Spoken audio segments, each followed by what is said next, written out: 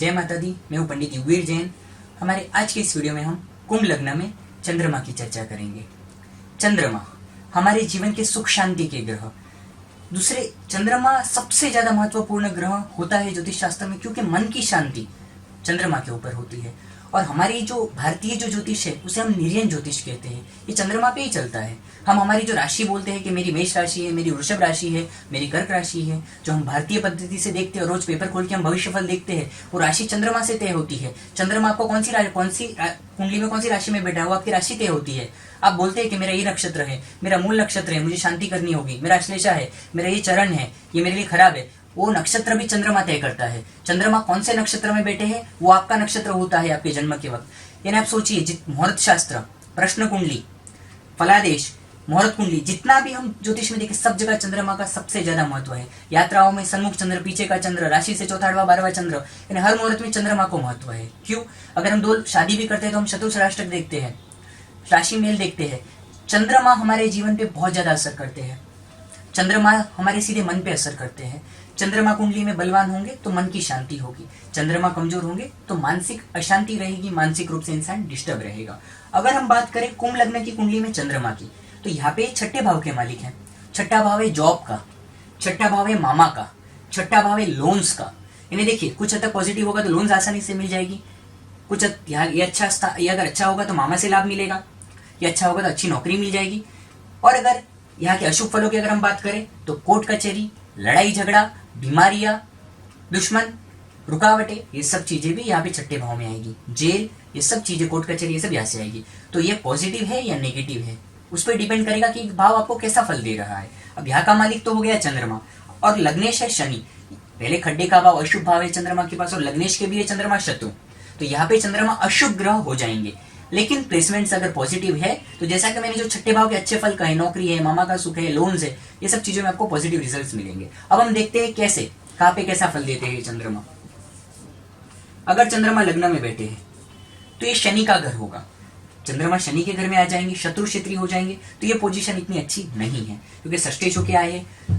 तो यहाँ पे ऐसा होगा कि आपको छोटे मोटे हेल्थ के इशू आ सकते हैं, या यहाँ पे आपको चंद्रमा की दशा में थोड़ा संभालना पड़ सकता है। कुछ मानसिक उद्विग्नता है, कहीं लाइफ में इनकम्प्लीटनेस। अगर आप जॉब भी करते हैं तो वहां पे भी आपको कुछ मतभेद, जॉब तो आपको अच्छी मिलेगी, आपको आसानी से मिल जाएगी, जॉब का मालिक लग्न में है, लेकिन जॉब में कुछ स्ट्रगल, जॉब में कुछ ऑब्स्टेकल्स, जॉब में कुछ मतभेद। कई बार हम देखते हैं कि आसपास में हमारे काम करने वाले हमें परेशान करते हैं बेवजह, हमें कुछ ऐसा सुना देते हैं, हमें बुरा लगता है। कई बार बॉस हमारे ऊपर कुछ ऐसे शब्दों का प्रयोग करते हैं, हमें लगता है नौकरी छोड़ देनी चाहिए। पर हमारी लाइफ में हमें पर जॉब करना भी हमारे लिए जरूरी होता है, क्योंकि हमारे ऊपर जिम्मेदारियां होती है।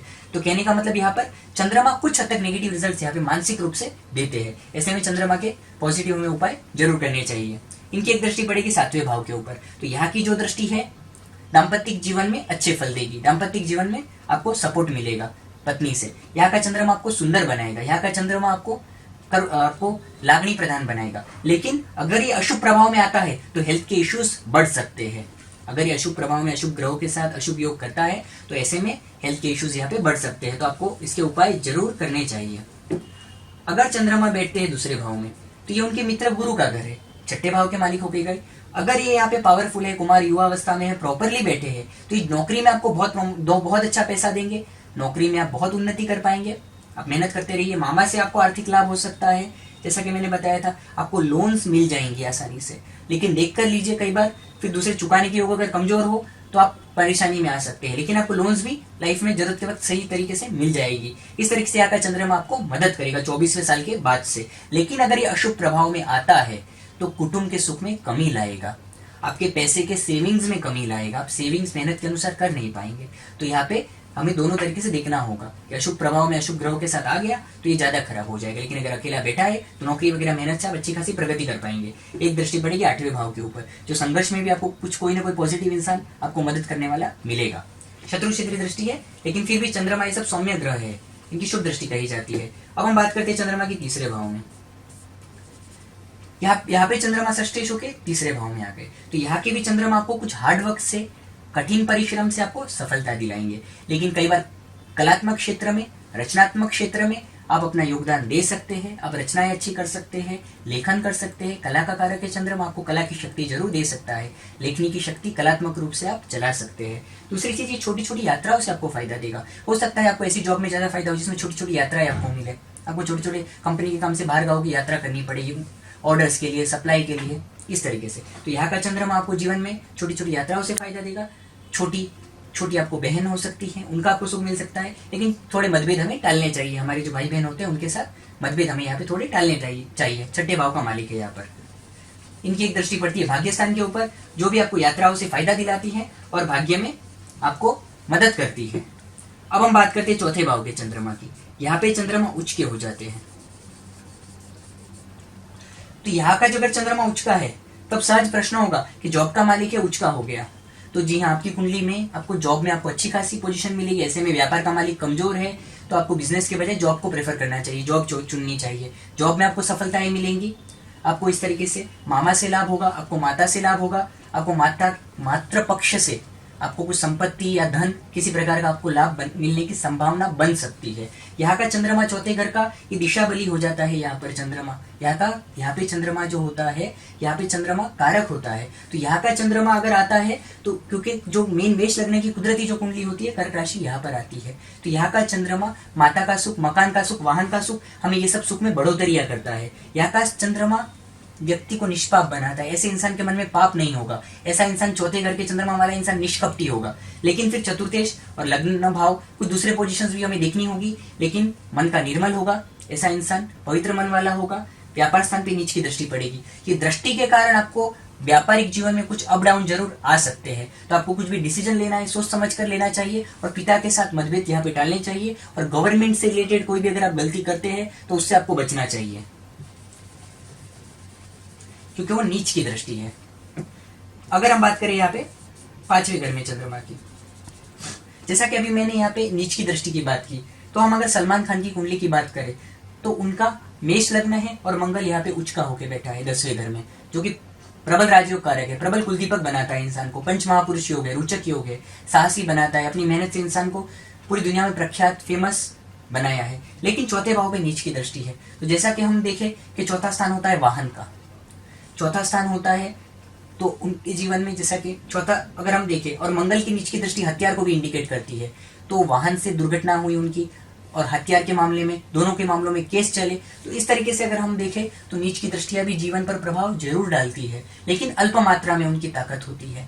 अब अगर हम बात करते हैं यहाँ पे चंद्रमा की, तो यहाँ का चंद्रमा षष्ठेश के पांचवें घर में शत्रु के घर में गया है। तो यहाँ पे संतान से संबंधी कुछ मतभेद, शेयर सट्टे में नुकसान और पेट के संबंधी गड़बड़ी, पेट के संबंधी रोग, उसे आपको संभालना चाहिए। लाभ स्थान की जो दृष्टि है वो आपको लाभ तो दिलवाएंगी, लाभ के मामले में आप भाग्यशाली बनेंगे। जॉब वगैरह जो भी कर रहे हैं उसमें आपको लाभ ये चंद्रमा जरूर दिलवाएंगे। अब हम बात करते हैं चंद्रमा की छठे भाव में। छठे भाव में चंद्रमा जब स्वग्रही हो जाते हैं तो ये बहुत अच्छी बात है। एक खड्डे के स्थान का मालिक खड्डे के स्थान में स्वग्रही हो गया, इसे विपरीत राजयोग भी कहा जाता है। और यहाँ पे अगर खड्डे के स्थान का स्वामी स्वग्रही हो चुका है तो यहाँ पे जॉब से फायदा होगा, मामा से फायदा होगा, यहाँ पर आपकी हेल्थ अच्छी रहेगी, आपको रोग नहीं होंगे जल्दी। लेकिन फिर रोग के लिए फिर दूसरे भी कई सारे कॉम्बिनेशन होते हैं, लेकिन ये एक पावरफुल योग पॉजिटिव हो गया, इतना हम जरूर कह सकते हैं। यहाँ का चंद्र 12वें घर पे दृष्टि करेगा, विदेश यात्रा के योग बनाएगा, ट्रैवलिंग्स के योग बनाएगा। भले आप छोटी छोटी भारत में कहीं घूमने निकले, आपके उस ट्रैवलिंग से आपको सफलताएं मिलेंगी। और इसमें दूसरे बाहर जाने के दूसरे योग भी अगर मदद कर रहे हैं तो आपको 100% फॉरेन जाने के योग, आपके भले घूमने के लिए जाइए या आप कमाने के लिए जाइए, इस तरीके के योग में भी ये चंद्रमा मदद करेगा। अब हम बात करते हैं चंद्रमा की 7वें घर में। अगर चंद्रमा 7वें घर में आते हैं तो ये हो गए मित्र के घर में, सूर्य के घर में, और यहाँ पे छठे भाव के मालिक है। तो 7वें घर का चंद्रमा बहुत ही सुंदर जीवन साथी देता है, लेकिन छठे घर का मालिक भी है। तो इस यहाँ पे क्या होगा, छोटे मोटे मतभेद आएंगे दाम्पतिक जीवन में। तो आपको यहाँ पे अपने मतभेदों को टालना चाहिए और यहाँ पे प्रेम से हमें रहना चाहिए, एक दूसरे के साथ एडजस्ट करके छोटे मोटे मतभेदों को लेट गो करके। तो यहाँ का चंद्रमा आपको बहुत अच्छा दाम्पतिक सुख देगा, क्योंकि चंद्रमा इमोशंस होता है। ऐसा इंसान का इमोशंस 7th हाउस में पड़े हैं, तो उसके जीवन साथी के साथ उसका अटैचमेंट बढ़ता है। लेकिन षष्ठेश होने के कारण कुछ वहाँ पे मतभेद पैदा होते हैं, जिसे आपको कंट्रोल करना चाहिए इंसान। और इस तरीके से यहाँ का चंद्रमा आपको जीवन में जॉब में भी प्रगति कराएगा। जॉब अगर आप कर रहे हैं तो चंद्रमा की दशांतर दशा में अगर ये पावरफुल है तो उन्नति मिलेगी। एक सबसे इसमें चंद्रमा में एक देखने वाली बात है कि अगर एकदम क्षीण चंद्र हो, आप समझिए एकदम क्षीण चंद्रमा है, तो जैसे कि हम वध पक्ष की बात करते हैं, सुद के पाचम तक जो रहता है शीम चंद्रमा, तो वो हमें इतना अच्छे फल नहीं दे पाएगा। और यही आपका अगर उन्नतिशील चंद्रमा है, जो कि हम फिर पाचम के बाद का जो सुद पक्ष का जो बलवान चंद्र मानते हैं, तो जितना बलवान यहाँ पे चंद्र होगा तो वो शुभ ग्रह और अच्छे फल देने में सक्षम होगा। लेकिन जितना वो क्षीण चंद्र होगा तो वो वहां पे अपने शुभ फल नहीं दे पाएगा। वो चीज बहुत इंपॉर्टेंट होती है चंद्रमा के रिजल्ट्स में। नहीं तो हमें लगेगा कि देख तो रहे लेकिन उतने अच्छे रिजल्ट किसी को नहीं मिल रहे हैं, और जिसका चंद्र पावरफुल होगा उसे सारे अच्छे रिजल्ट अच्छे से मिलेंगे। ये वो जनरल चंद्रमा की 7वें घर की बात। व्यापारिक यात्राओं से भी फायदा होता है यहाँ पे 7वें घर में चंद्रमा के कारण। अब हम बात करते हैं चंद्रमा के 8वें घर में। षष्ठेशों के 8वें घर में गए, अगर प्रॉपरली विपरीत राजयोग बन रहा है, भंग नहीं हो रहा है किसी अन्य ग्रहों के साथ, तो यहाँ पर अच्छे फल मिलेंगे। लेकिन दूसरी बात, चंद्रमा 8वें घर में ऐसे कभी भी अच्छे नहीं माने जाते, और उसमें भी बुध के घर में है, क्योंकि वो वहां पे तनाव देंगे। समझिए आपने सफलताएं भी बहुत पाली विपरीत राज्यों के कारण, लेकिन टेंशन लेने की वृत्ति होती है। थोड़ा तनाव से संबंधित इंसान थोड़ा जल्दी तनाव लेने वाला होता है, और ऐसे में चंद्र कमजोर या पाप प्रभाव में आ गया तो इंसान डिप्रेशन में जाने वाला भी होगा। ऐसे लोग कई बार डिप्रेशन में, और उसमें भी जिंदगी में कुछ नेगेटिविटियां जब होती है, जो बुरे बनाव बनते हैं, सबके जीवन में अच्छा बुरा घटता है, लेकिन ऐसे लोगों के साथ होता है तो वो लोग ज्यादा डिप्रेशन में आ जाते हैं। कई बार ऐसे लोगों को डिप्रेशन की दवाई लेनी पड़ती है। तो ऐसा चंद्रमा है तो गलत तो भी बहुत शांति से रहिए, ऐसे कोई बड़े रिस्क के काम मत करिए जिससे आपको ज्यादा डिस्टर्ब हो, और थोड़ा मेडिटेशन करिए, शिव जी की आराधना करिए। जैन है तो आपको चंद्र प्रभु स्वामी जी की आराधना करनी चाहिए, ज्वाला मालिनी माता की आराधना करनी चाहिए। इस तरीके से आकर चंद्रमा है तो आपको उपाय जरूर करने चाहिए, ताकि आपका पीस ऑफ माइंड डिस्टर्ब ना हो। लेकिन विपरीत राज्य हो रहा है तो संघर्ष से आपको उन्नति तो जरूर ये देगा। अब हम बात करते हैं चंद्रमा की 9वें भाव में।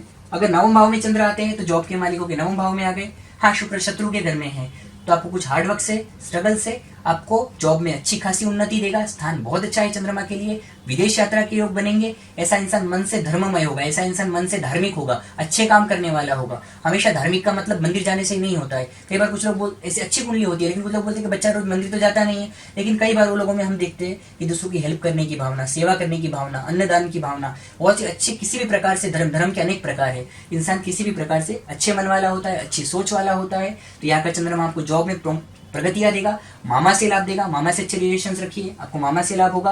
और मेहनत करिए। विदेश यात्रा के योग भी यहाँ का चंद्रमा देता है, आपको बाहर जाने की संभावनाएं भी बन सकती है, और छोटी छोटी यात्राओं के योग भी आपको बनेंगे। अगर आप कुछ काम कर रहे हैं तो उससे भी आपको ये लाभ होने की संभावनाएं बनेंगी।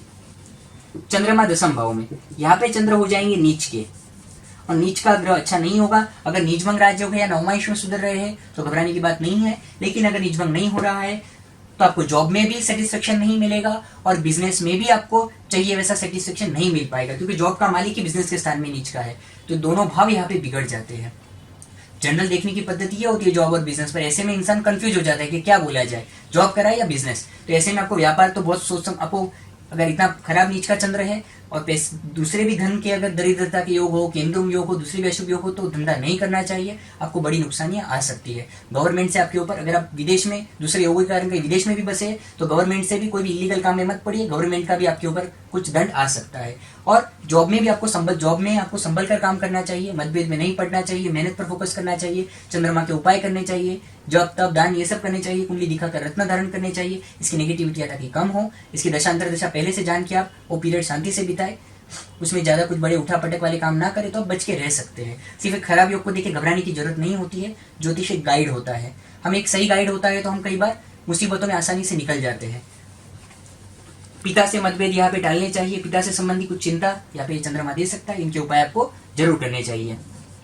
11वें घर में चंद्रमा अपने मित्र गुरु के घर में आ गए, षष्ठेश होके आ गए, अपने छठे घर का मालिक होकर अपने स्थान से छठे भाव में आ गया। यहाँ पे आपको जॉब में वगैरह आपको बहुत फायदे मिलेंगे मेहनत से। 24वें साल से आप जॉब में अच्छी खासी प्रगति कर पाएंगे। मेहनत करिए, जॉब में अच्छी इनकम होगी, अच्छे लाभ होंगे। इस तरीके से यहाँ का चंद्रमा आपको अनेक प्रकार से लाभ देगा। और स्त्रियों से भी लाभ होगा, यानी कि हमारी माता, हमारी बहन, हमारे फ्रेंड, हमारी पत्नी, हमारी बेटी। तो इस तरीके से चंद्रमा यहाँ पे स्त्री जाति का भी कारक है, उनसे भी हमें फायदा दिलवाएगा। लेकिन जैसा कि मैंने कहा कि चंद्र का बलाबल देख लेना चाहिए, कहीं वो क्षीण तो नहीं है। अब हम बात करते हैं चंद्र की 12वें घर में। यहाँ पे चंद्रमा शनि के घर में आ जाएंगे, शत्रु के घर में आ जाएंगे, षष्ठेशों के 12वें घर में गए। विपरीत राज्यों का कानून भी यहाँ पे लागू पड़ेगा, सिद्धांत भी यहाँ पे लागू पड़ेगा। लेकिन अगर विपरीत राज्यों बराबर नहीं बन रहा है तो आपको मानसिक तनाव ज्यादा रहेगा। आपको टेंशन ज्यादा रहेगा, तनाव रहेगा, तो ऐसे में आपको चंद्रमा के उपाय आपको जरूर करने चाहिए। शिव जी की आराधना करनी चाहिए, जैनों में चंद्र प्रभु स्वामी जी की आराधना करनी चाहिए। और चंद्रमा का अगर इस तरह कमजोर है, उनकी दशांतर दशा आती है, तो उनके व्रत, दान, ये सब उपाय भी आपको करने चाहिए। और इस तरीके से आप उनकी नेगेटिविटियों को जरूर आप कम कर सकते हैं। ये हुई कुंभ लग्न में चंद्रमा की 12 भावों में चर्चा। हमारे अगले वीडियोस में हम अगले ग्रहों की चर्चा करेंगे। हमारे कार्यालय से आप कुंडली दिखाने के लिए फीस ट्रांसफर करके फोन पर अपॉइंटमेंट बुक कर सकते हैं। पूरे भारत से लोग दिखवा रहे हैं, विदेश से अनेक देशों से लोगों के हमारे पास फोन कॉल्स आ रहे हैं। इस तरीके से आप भी अपनी कुंडली दिखा सकते हैं। हमारे अगले वीडियोस में हम अगले ग्रहों की चर्चा करेंगे। धन्यवाद।